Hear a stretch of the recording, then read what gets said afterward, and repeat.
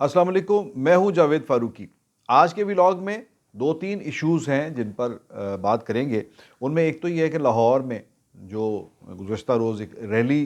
तहरीक इंसाफ की तरफ से जिसका एहतमाम किया गया और वो रैली जो ना हो सकी और उसके अंदर रैली तो ना हो सकी लेकिन और बहुत कुछ हो गया, तशद्दुद हुआ, मार-पीट हुई, भरपूर हंगामा हुआ, लेकिन रैली ना हुई। इस ये रैली क्यों इसका ऐलान किया गया और इस किस्म की मुतशद्दद जो पॉलिटिक्स है, इसकी तरफ खान साहब और उनकी पार्टी क्यों हैं और खान साहब क्यों मायल ब तशद्दुद हैं और इस कदर जो डेस्परेशन है, उसकी क्या वजूहात हैं, ये भी बात करेंगे। और जो बड़ी एक और ख़बर जिसमें साबिक़ आईएसआई चीफ़ जनरल फैज़ हमीद के बारे में एक बहुत बड़ी बातें जो हैं आज के दिन में हुई, वो ये कि उनका कोर्ट मार्शल होने जा रहा है। वज़ीर दाखिला राना सनाउल्लाह ने जब ये बात कह दी तो ये एक जो दबे दबे दबे अंदाज से जो बातें हो रही थी, सरगोशियों में जो बात हो रही थी, वो अब खुलकर सामने आ गई और वो टॉक ऑफ द टाउन रही है। इन सब इश्यूज़ के ऊपर आज बात करेंगे। इससे पहले आपसे गुजारिश है कि मेरा चैनल सब्सक्राइब कीजिए और इसे लाइक और शेयर कीजिए। तो नाज़रीन, लाहौर के अंदर तहरीक इंसाफ की रैली खान साहब ने अनाउंस की। वो खान साहब जो अब तक एतराज़ कर रहे हैं, पहलू तही कर रहे हैं अदालतों में पेशी के लिए, अदालतें उन्हें बुलाती हैं, मुख्तलिफ़ मुकदमात हैं उनके ख़िलाफ़, बल्कि उनके पार्टी के लोग तो कह रहे हैं कि अब जो स्कोर है खान साहब के ख़िलाफ़ मुकदमात का, वो 70 से ऊपर जा चुका है और ये सिलसिला भी जारी है और मालूम नहीं ये कहाँ तक चलेगा, कोई सेंचुरी पूरी हो जाएगी। लेकिन खान साहब को शायद ये पहली बार इस किस्म की पॉलिटिक्स और हुकूमती हथकंडों का पहली बार सामना करना पड़ रहा है। वो इससे पहले बड़ी सेफ सी उन्होंने पॉलिटिक्स की है, उसके अंदर कुछ ज़्यादा एडवेंचरिज़्म नहीं था। लेकिन अब जबकि वो पॉपुलैरिटी का उनका ग्राफ ऊंचा हुआ है, तो वो उस चीज़ को लेकर हर वो काम कर रहे हैं जो एक पॉपुलर पार्टी करती है, ये उनका राइट भी है। और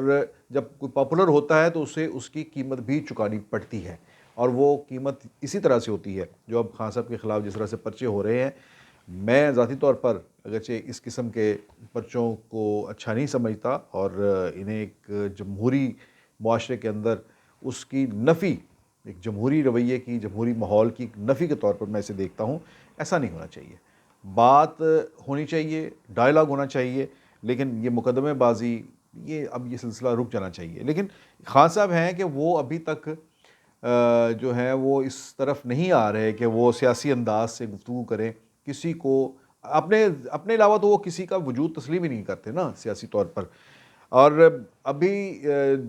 यानी मामलात यहाँ तक हैं कि वो सबसे बड़े इस वक्त सिविलियन सुप्रीमेसी के जो हैं वो अलंबरदार आज के दौर में जो बने हुए हैं। सिविलियन सुप्रीमेसी का नारा तो नया नहीं है, ये उनके सियासी वजूद से भी पहले का है। इसके लिए तो लोगों ने जानें भी दे दी। लेकिन आज हमें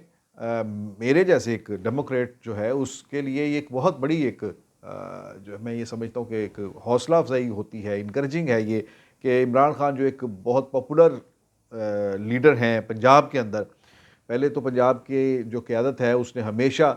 जो सिविलियन सुप्रीमेसी के हवाले से कोई इतना अच्छा रिकॉर्ड नहीं रहा, लेकिन ये सिलसिला शुरू हुआ मियाँ नवाज शरीफ से। जब वो रांदा दरगाह हुए तो फिर उन्होंने सिविल सुप्रीमेसी की बात करना शुरू की और अब उसी चीज़ को, अगरचे उनकी ज़िद हैं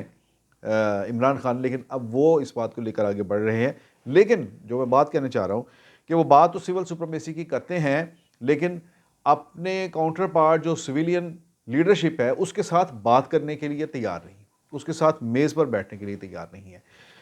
तहरीक इंसाफ की आज की जो रैली थी,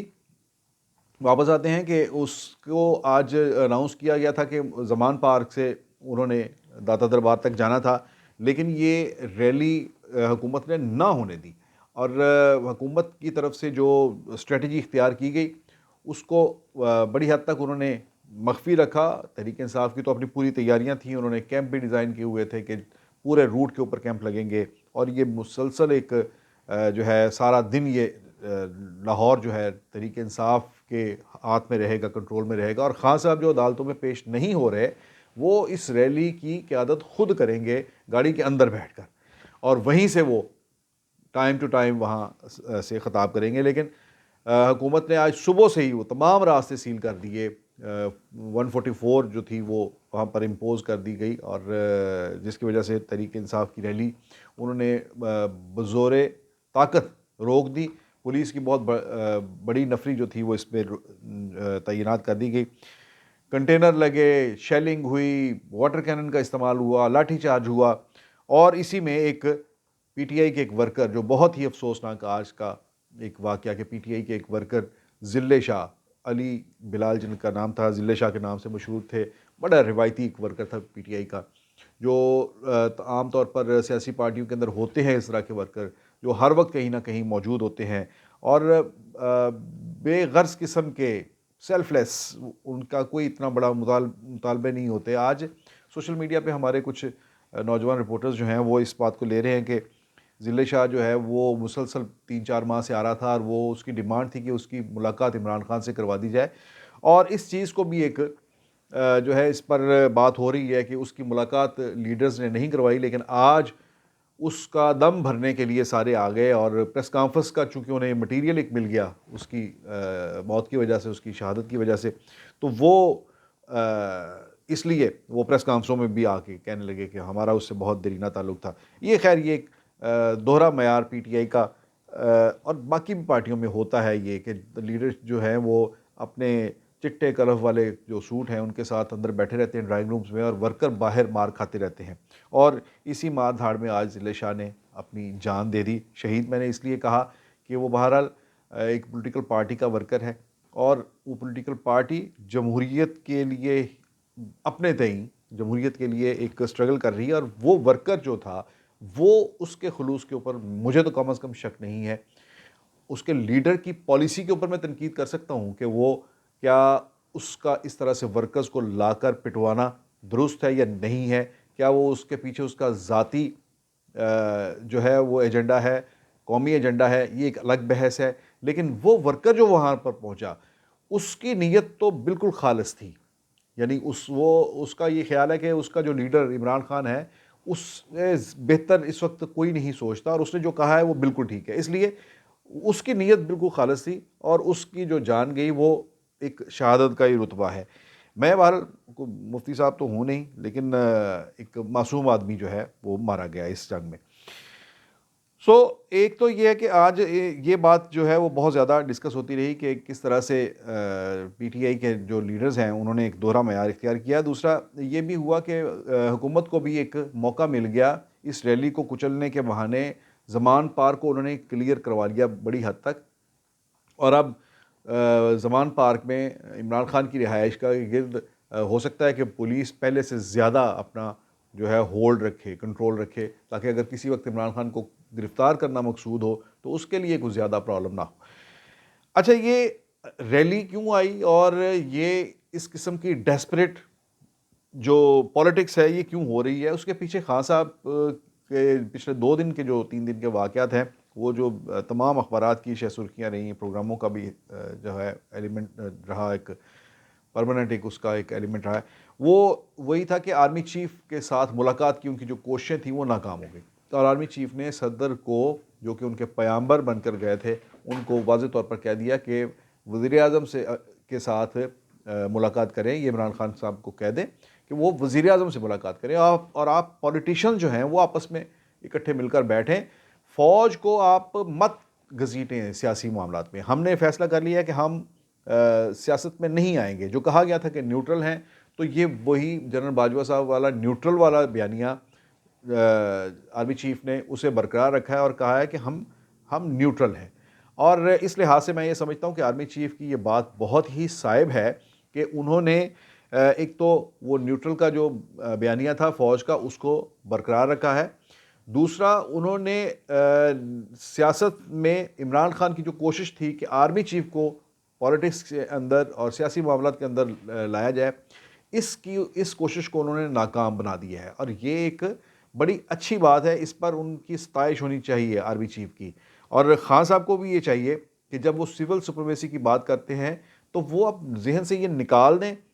कि अंपायर की उंगली पकड़कर ही वो आएंगे। और अब वो मतलब बड़ी अजीब बात है कि वो खुलकर यही कहते हैं कि मैं आर्मी चीफ से बैठकर बात करना चाहता हूँ, आर्मी चीफ मेरे साथ बात क्यों नहीं करते, वो मुझे अपना दुश्मन क्यों समझते हैं। भाई आप जो पॉलिटिकल लीडरशिप है आप उसके साथ क्यों नहीं बैठते। आप लोग खुद ही अगर आर्मी चीफ को ही इसके लिए ज़्यादा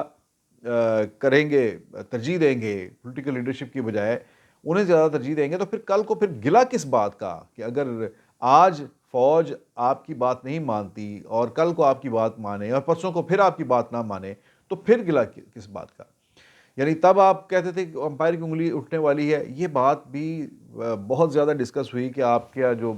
था लॉन्ग मार्च और धरना था, उसमें आप ये बात खुल्म खुला करते रहे और फ़ौज को इस तरह से इन्वॉल्व करते रहे। अब अगर ये आर्मी चीफ ने ये बात ये कह दी है,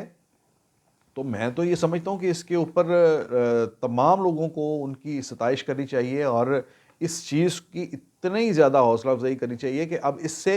पीछे हटना किसी के लिए पॉसिबल ना हो, और यही मुल्क के बेहतरीन मफाद में ही है, यही हमारे इदारों के मफाद में भी है।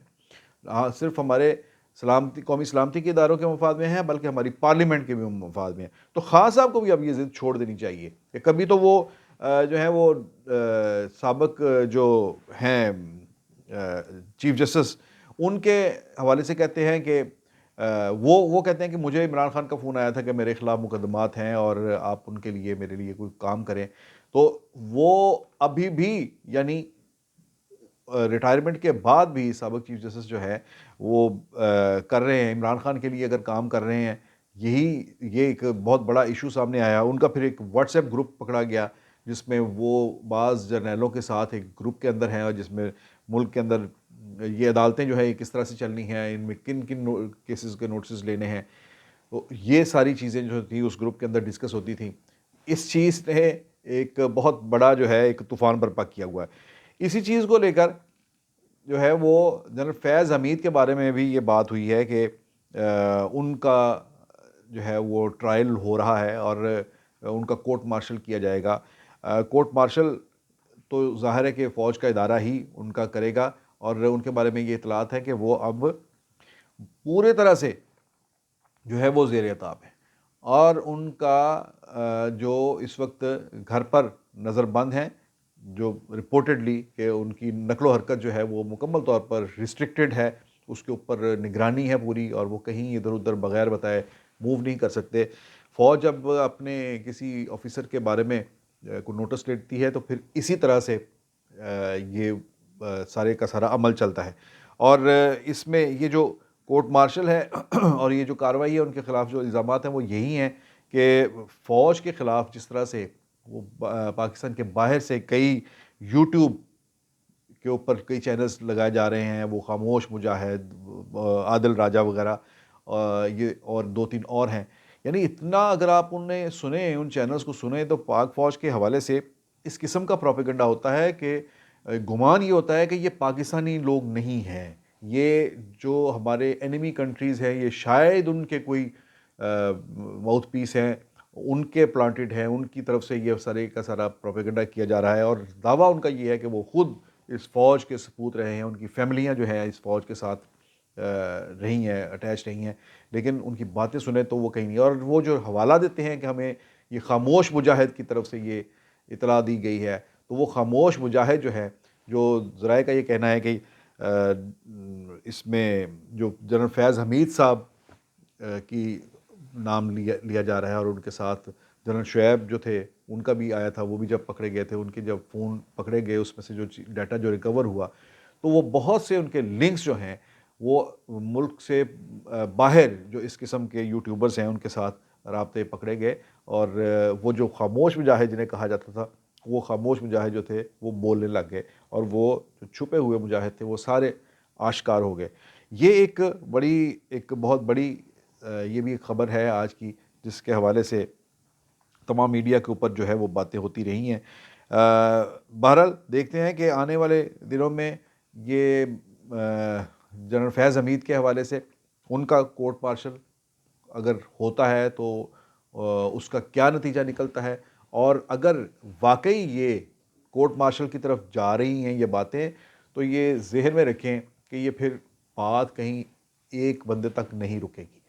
इसमें पूरी की पूरी इसकी रूट जो है वो पकड़ी जाएगी, इसको जड़ से उखाड़ा जाएगा और इसमें एक नहीं कई शख्सियात सामने आ सकती हैं, जिसमें बहुत सी अस्करी शख्सियात भी हो सकती हैं, बहुत सी अदालती शख्सियात भी हो सकती हैं, जो सर्विंग भी हो सकती हैं, रिटायर्ड भी हो सकती हैं, और वो सारे इस बड़ी तहकीकात का ये बहुत बड़ा सुना है कि ये बहुत बड़ा जो है ये केस है, जिसका दायरा कार मज़ीद फैलता जा रहा है। और जब ये सारी तहकीकात कंप्लीट हुई, उसके बाद इमरान खान तो कहते हैं ना कि रिजीम चेंज, तब रिजीम चेंज असल में हमें देखने को मिलेगा। और ये भी अब देखना है कि ये जो केस है, इसके इसके नो डाउट इसके अंदर खान साहब का किरदार जो है वो भी इसी के अंदर, जो लाने वाले हैं वो इसी के अंदर, इसी फ्रेम के अंदर रखकर उन्हें भी देखेंगे, और उनकी पॉलिटिक्स जो है आइंदा उसके ऊपर भी ये चीज़ें असरअंदाज होगी। कहाँ तक होगी असरअंदाज, क्या इसका मंतकी अंजाम होता है, ये तो आने वाला वक्त ही बताएगा। अब तक के लिए इतना ही, इजाज़त दीजिए, अल्लाह हाफ़िज़।